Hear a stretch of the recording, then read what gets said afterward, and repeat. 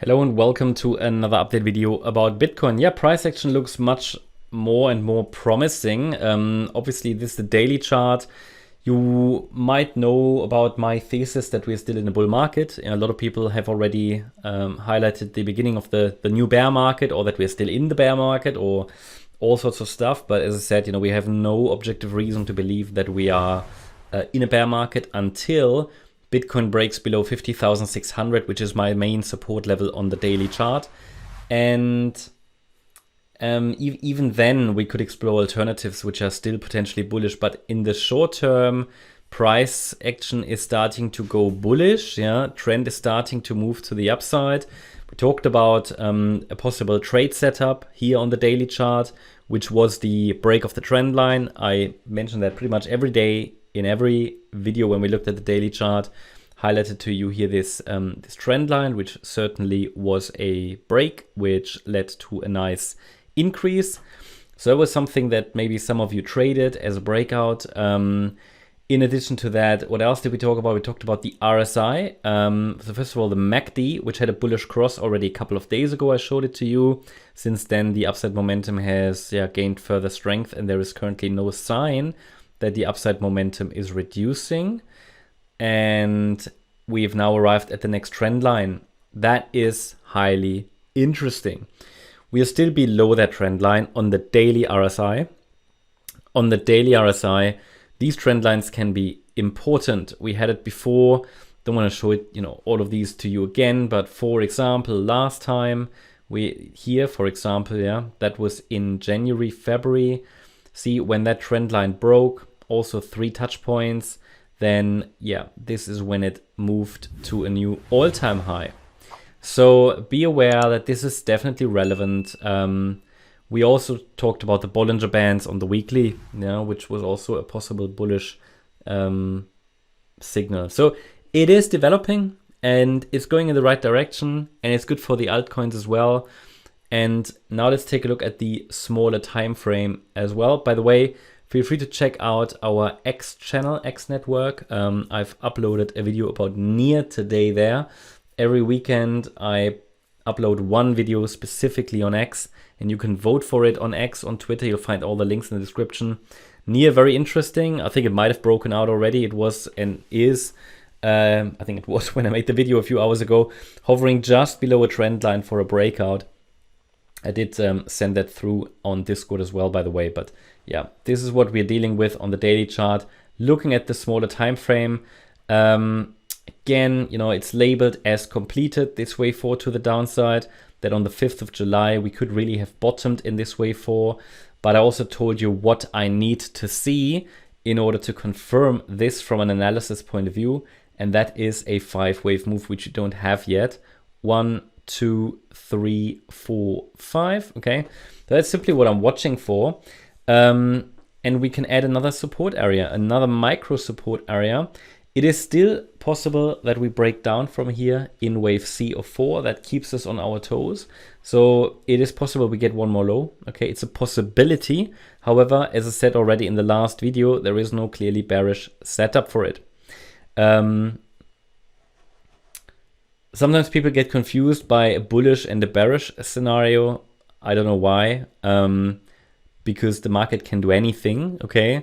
So in any Elliott Wave analysis, in any technical analysis, you should really have a bullish and a bearish scenario, and you should have the pivot between them, which tells us when one of these is getting more likely. At the moment, daily chart is clear, bullish, okay, absolutely. As long as we're holding 50,600, 50,700, bullish. The orange support area is there to look for possible entries for swing traders. That's it, very clear. On the micro, obviously these patterns are quite fragile. They are not predictive on the smallest time frames, but still there are certain guidelines that need to be fulfilled. So for example, for me to say that I get that I have a 5-wave move up, I need to see this 3rd wave complete, and it could be, well, it at least has reached now the level where I can say it is now a viable 3rd wave. So that means I can add a support zone for a 4th wave. We have a support area to watch, and then if I get one more high, That means we have 5 waves up. That means the 4th wave likely bottomed here on the 5th of July, which means this might be a wave 1. And then I can add a support region for a wave 2 pullback, which could provide the next setup. That's why we're watching for 5 waves. So I can adjust the support regions and add a new one, and we can watch for the next pullback.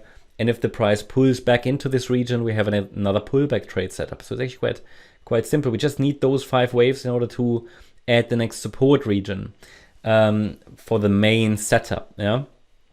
Obviously, there are certain parameters that the price should adhere to, a roadmap to fulfill these 5 waves. And based on that, I can now give you the next micro support region. But it is very clear, as long as we only have a 3-wave rally, it can easily still break down. I also highlighted to you that we probably can, well, we can focus on the upside as long as this green line is holding. It's actually not too difficult.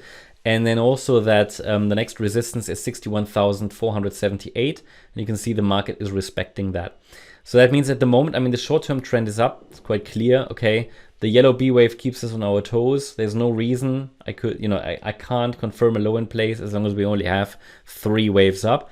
If I do that and we get another low, then people go crazy because I confirmed it too early. Yeah, and even then, even if I follow my process and everything, and we have a clear 5-wave move up, even that's no guarantee, you know, that we've bottomed. But at least it increases likelihood. Markets sometimes just take the lower probability pathway.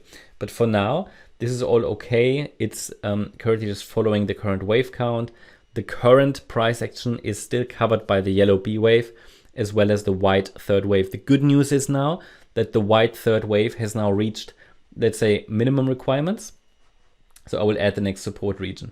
I will leave the green trend line on the chart for now. It keeps the trend up in the very short term after we had a breakout above the red line. Okay.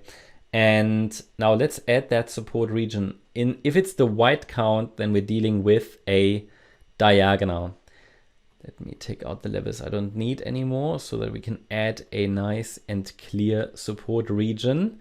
And it would have to go down to the 61.8 retracement, but this is for the 4th wave now support. I don't actually need the 23.6 fib level. That's normally too shallow, really. But 56,961 to 58,634 is now support for a 4th wave. All that means is if we get a pullback and there's no sign of it, I think if the green line breaks, we can say that we can explore if the 4th wave has started. 56,961, as long as we're holding it, the overall focus can be on the upside and we can watch for one more high. And that's exactly what we want, right?